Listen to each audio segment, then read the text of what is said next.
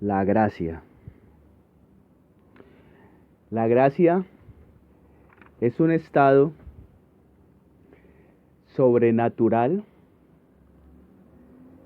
en el alma que se transmite no por nuestros propios méritos, sino de una gratuidad de Dios. Es decir, Dios con su inmenso amor, misericordia, y porque Él, su designio y porque Él quiere, se da a nosotros y habita en nosotros. Como primera medida podemos mirar diferentes padres de la iglesia, doctores de la iglesia, teólogos, hasta algunos filósofos y grandes pensadores a lo largo de toda la historia de la humanidad que han intentado dilucidar lo que es la gracia. Esa gracia y conceptualizarla. Esa gracia nos da infinidades de conceptos y de números. Claro, es lógico, porque estamos hablando de algo que es desconocido por el ser humano y además que es algo sobrenatural. Y si es algo que viene de Dios, jamás el misterio se agota, porque si se agotase el misterio, pues creeríamos de que Dios podría ser conceptualizado, podría ser encasillado en ciertos sectores o en ciertos puntos, cosa que ya sabemos que es completamente errónea. Esa gracia, que es la acción de Dios en nosotros, que creo yo, para mi gusto, es la más acertada, es la acción de Dios en el ser humano, es Dios habitando en el ser humano, es Dios dando su gratuidad porque Él quiere y su designio divino lo quiere así y lo desea así, posee al ser humano, pero no lo obliga a hacer lo que Él quiere, porque también nos dio una libertad.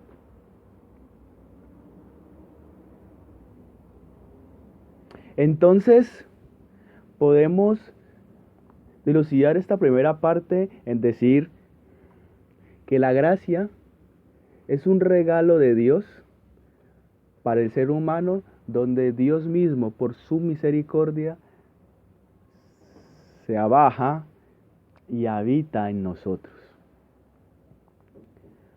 Podemos constatar y mirar en segunda de Pedro, capítulo primero, verso 4, que dice: y Cristo nos hizo a merced de su sangre preciosa y rica promesa, haciéndonos así partícipes de la divina naturaleza.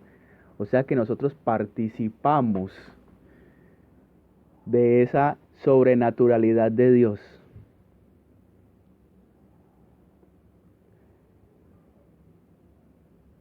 Y la confirma que es una sobrenaturalidad de Dios y una gratuidad. La liturgia, por ejemplo, en un prefacio hermosísimo que dice: Cristo fue elevado al cielo para hacernos partícipes de su divinidad. ¡Ah, qué belleza! Y León Magno nos inculca con esta frase increíble. San León Magno, escuchen bien: conocen, oh Cristo, tu divinidad y hacernos partícipes de la naturaleza divina. No quieras volver a tu antigua vileza. Sermón de San León Magno.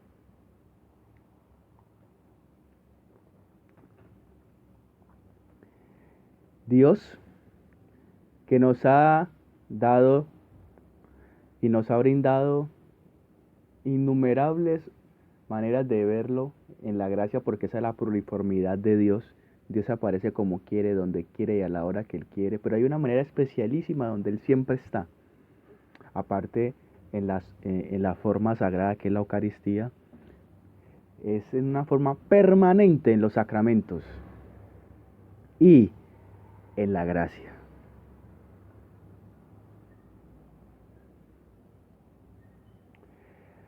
Pero ¿dónde está la fuente de la gracia? En Cristo.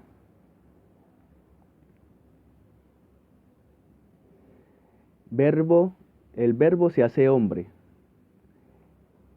¿Sí? Eso lo podemos ver en el prólogo de San Juan. La preexistencia de Jesucristo. Jesucristo fue engendrado, mas no fue creado. Entonces, cuando Cristo se encarna, en la corporeidad de Cristo, en la carnalidad de Cristo, ahí empieza a sumar los méritos de la gracia divina, porque ya la mismísima Trinidad o uno de la Trinidad baja y se hace uno de nosotros. Quiere decir que la condición del ser humano se eleva y pasa todos los méritos y participación de la gracia a nosotros, que podemos alcanzarla entonces.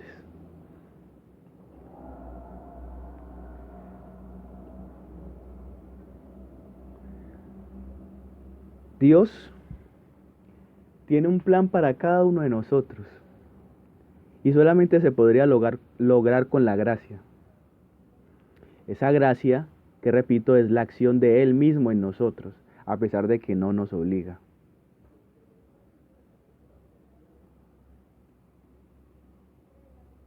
Nosotros tenemos la capacidad de comprender los designios eternos del Padre, cosa que los animales no racionales no pueden hacer.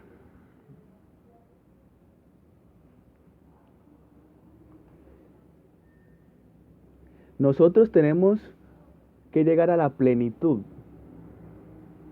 y Dios en medio de sus designios nos va corriendo con su gracia y nos va amando y nos va llenando con su luz. Esa es la gracia santificante, que después más adelantico les voy a decir qué es. Y todo empieza, la gracia empieza con la justificación. Nuestra redención y nuestra limpieza del pecado en la cruz. Ahí empieza la gracia de Dios en el ser humano.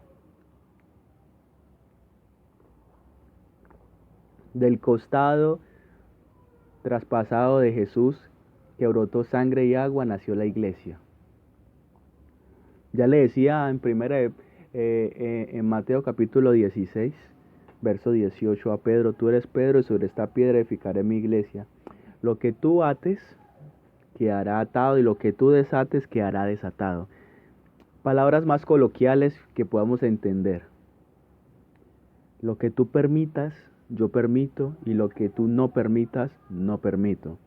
Ejemplo: si un papa dijese que ya lo ha dicho, que botar papeles y basura a la calle es pecado, pues entonces para el cielo también lo es. Son cosas exageradas que hago y digo, para que se entienda el magisterio pontificio que Dios le dio a Pedro como el primer papa de la iglesia y el poder que le dio las llaves del reino de los cielos. Después en otro podcast miraremos sobre el magisterio pontificio y todas estas cuestiones tan hermosas. Entonces Dios le dio a la iglesia la gracia, esa gracia que es de comunicar y hacer el filtro. Y ese filtro, que es la iglesia, es la comunicación de Dios a través del ser humano, donde la iglesia se comunica y se dispensa toda la gracia que Dios quiere dar a cada ser humano. después de la redención, después de la cruz, después donde se pagó todos los pecados, después de que se creó a la iglesia, se empieza el camino de la gracia, que es el bautismo, que es la entrada a esa gracia que en el Concilio Vaticano II se llamó iglesia como sacramento de salvación. Es decir, que Dios impregnó una gracia en la iglesia donde yo solamente, para poder ser partícipe de esa gracia, tengo que entrar con el bautismo y ahí empieza la gracia. Mi vida espiritual y mi vida de gracia, mi vida de que Dios actúa por medio mío, empieza con el bautismo. Y entro y hago partícipe del cuerpo místico de Cristo, donde la gracia entra con todo. Y no digo que se dosifica, porque sería algo muy erróneo de mi parte decir que la gracia se dosifica en sacramentos. Es la misma gracia en todos los sacramentos, que se va administrando a la medida de que vamos caminando en este mundo.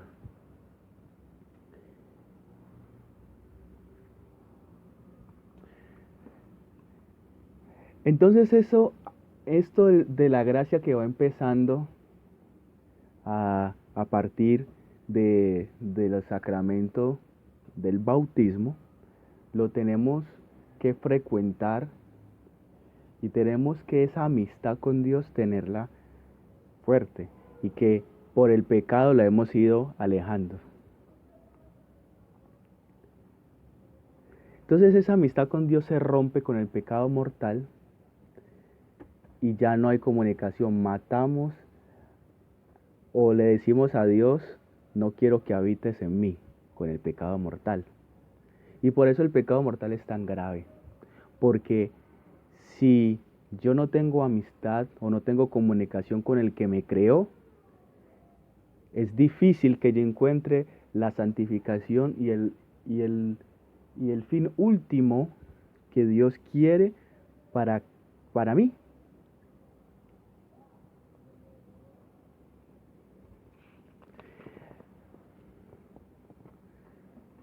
Nosotros nos volvemos hijos en el Hijo, como dice el catecismo y lo dice también infinidades de ocasiones en la Biblia.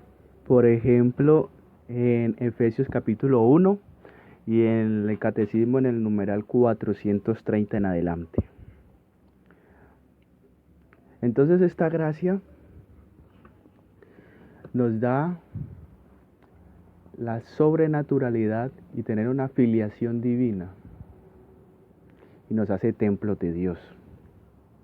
Nos hace coherederos del cielo, porque si somos partícipes y la Trinidad participa en nosotros, nosotros nos hacemos herederos del cielo por ser hijos de Dios. El título más honorífico que uno puede tener es ser bautizado y católico. ¿Cómo se pierde la gracia? La gracia se pierde con el pecado mortal. Esa comunicación y esa entrega de Dios hacia uno por su misericordia y por su amor, porque Él lo quiere así, se rompe y nos volvemos no enemigos, pero la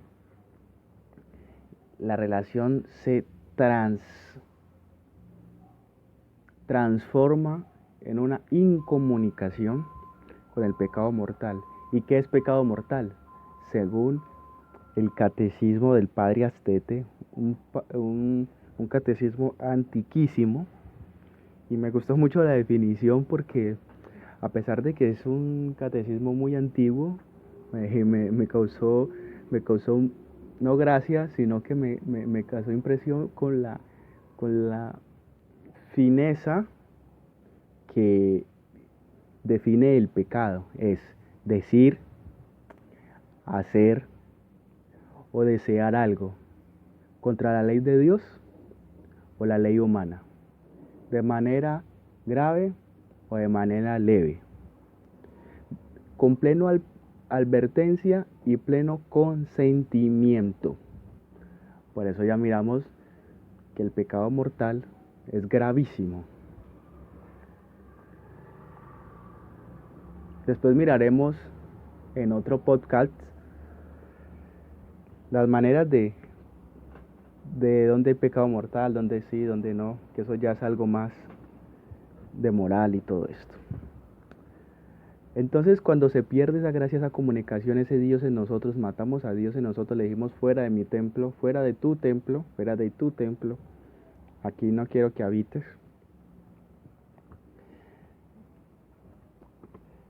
Se tiene que recuperar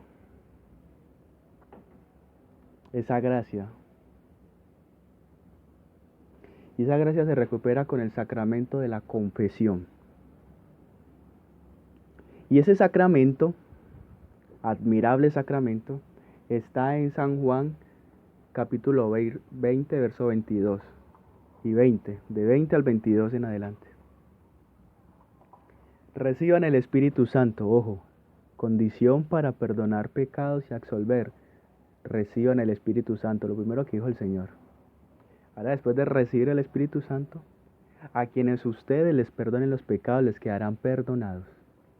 Y a quienes ustedes se los retengan les quedarán retenidos. Creo que es uno de los textos bíblicos más claros y concisos donde se habla el sacramento de la confesión. No creo que haya otro más claro que ese.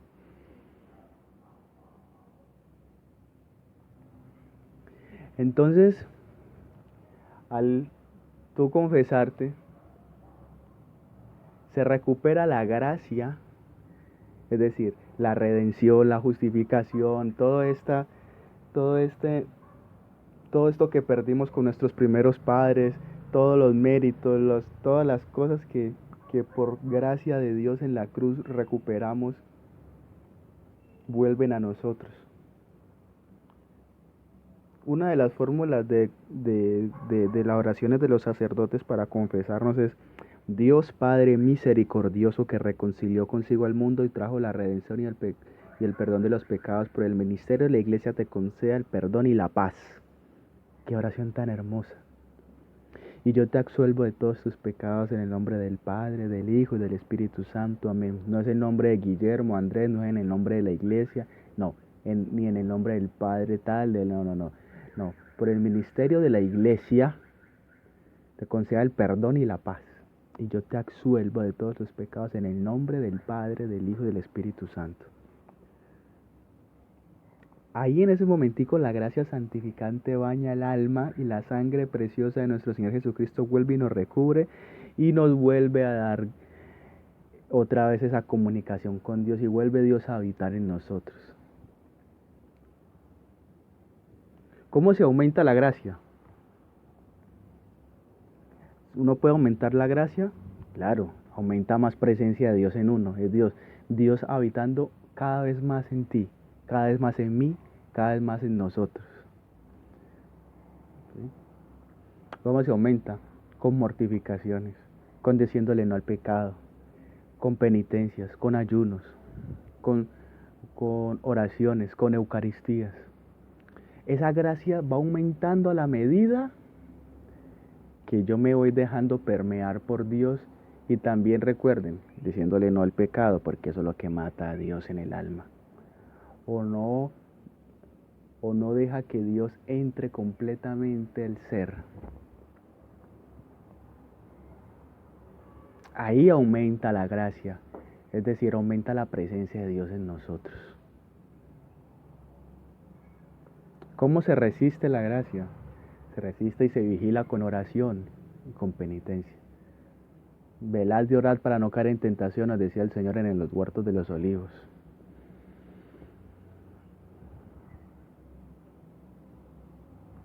Nosotros tenemos diferentes maneras de la gracia. La gracia que es una gracia purgativa, una gracia iluminativa y una gracia unitiva. Estas gracias Dios también las las administra, porque Él es el único que sabe cómo hacer con todos sus hijos. Entonces la gracia purgativa, es la misma palabra lo dice, purgativa, donde voy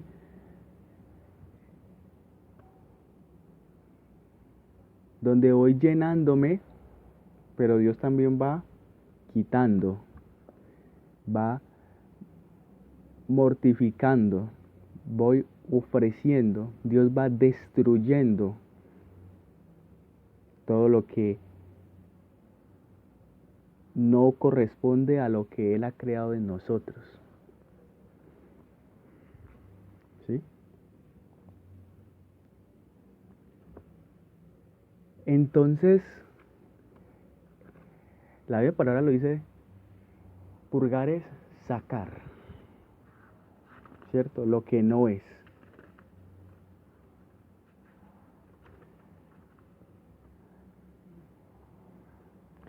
Y después viene otra que es la iluminativa.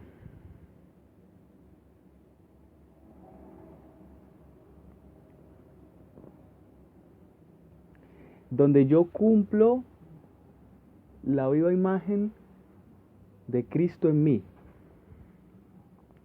Voy viendo, me voy abriendo y Dios va iluminando, como dice, con su gracia, todos los rincones más oscuros de nosotros.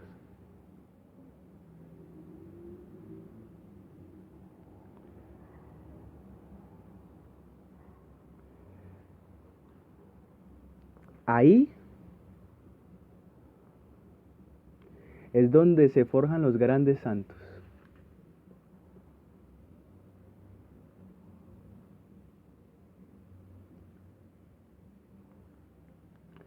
Ahí es donde almas espirituales como la de Teresa, como Juan de la Cruz, como los grandes doctores o Teresita, creo que Las Cuatro Teresas es un libro muy interesante para estas cosas. Juan de la Cruz también es muy interesante para esto.